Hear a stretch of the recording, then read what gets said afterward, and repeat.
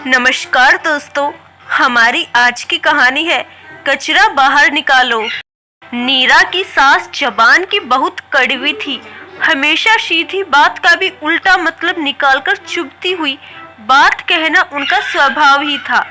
जब से ब्याह कर इस घर में आई थी तब से वह सास ससुर की माता पिता समान सेवा कर रही थी, लेकिन उस पर भी यह तोहमत की घर वालों की भावनाओं की कद्र नहीं है और बाहर वालों के सामने अच्छा बनने के लिए 13 वर्षों की कर्तव्य प्रयाणता और निष्ठा का ऐसा प्रतिफल। उसकी आंखों में आंसू आ गए। मन में 13 वर्षों से जमा दर्द अब नाशुर बनता जा रहा है। सास के ऐसे स्वभाव के कारण वह मन ही मन घुटती रहती है, कभी मायके के रिश्तेदारों के बीच खटपट से तो कभी ससुराल में हुई बातों से। कोई दिन ऐसा नहीं जाता जब वह कुंठित होकर अकेले में रोती न हो, पर न सास को पलटकर जवाब देने जैसी धृष्टता कर पाती है, न उनकी बातों को ही भूल पाती है। अपने पोते पोती से तो माँ जी को भी बहुत प्यार था, दोनों उनकी आंखों के तारे थे। नीरा को बस यही एक सुकून था कि कम से कम सास उसके बच्चों पर तो जान छिड़कती है।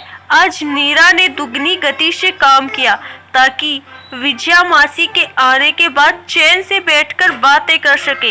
नीरा ने फटाफट बाकी काम निपटाकर मौसी का मनपसंद सूजी का हलवा बना दिया। सास ने ताना दिया तो मौसी बोल पड़ी, जो चीज मन से पसंद होती है न बहन, उसे देखते ही चेहरे पर खुशी छा जाती है, मुंह से अपने आप तारीफों के पुल बंध जाते हैं। अब तुमने कभी कहा ही नहीं होगा बहू को कि वाह हलवा कितना स्वादिष्ट बना है, मुझे बहुत पसंद है, तो उसे कैसे पता चले। चलो अब आज खूब तारीफ करो हलवे की, तब देखना वह हर हफ्ते बनाया करेगी। मौसी ने सास की ली। मासी रसोई में काम की मदद न लेने पर बोली, मिलकर काम फटाफट आसानी से हो जाता है, साथ ही बातचीत होने से आत्मीयता भी बढ़ती है, प्रेम भी मजबूत होता है। आओ बहन तुम भी यहाँ आ जाओ, एक पंथ और कई कार्य, तीनों साथ में बातें करते हैं और काम भी। लो यह आलू छीलकर काट दो, फिर सलाद बना देना। मौसी ने माँ जी की तरफ आलू और सलाद की सब्जियां बढ़ा दी। वे हक्की बक्की रह गई, लेकिन कोई बहाना न सूझने से चुपचाप काम करने लगी और बातचीत में शामिल हो गई, जबकि मौसी ने पूरे समय माहौल को खुशगवार बनाए रखा। दिन में मासी ने नीरा से पूछा, क्या बात है, बहुत परेशान, घुटी घुटी भी लग रही है, सब ठीक है ना। बाकी सब तो ठीक है मौसी, पर माँ जी के स्वभाव से ही बहुत दुखी हो गई हूँ। देखिए न, रोज ही कुछ न कुछ ऐसी बात बोलती है कि नीरा की आंखें भर आई। मासी बोली, तू सास की नकारात्मक बातों के कचरे को क्यों संभाल कर रखती हो, डस्टबिन में नहीं डालती।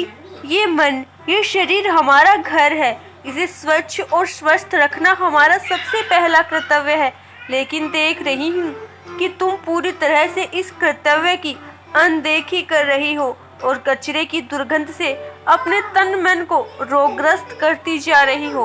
तो क्या करूं मौसी, वे बड़ी है, उल्टा जवाब देने का मन नहीं कर पाती तो क्या सारा जीवन उस कचरे की दुर्गंध से विषाक्त कर लोगी। याद रखो, तुम्हारे मन को साफ रखने के लिए मन के एक कोने में एक डस्टबिन रखना चाहिए। लोगों के अपशब्दों, तानों, नकारात्मक टिप्पणियों के कचरे को मन में जमा करते जाने का कोई अर्थ नहीं है। जीवन अत्यंत बोझिला हो जाएगा। अच्छा है उसे तुरंत उठाकर उस डस्टबिन में डाल दिया जाए।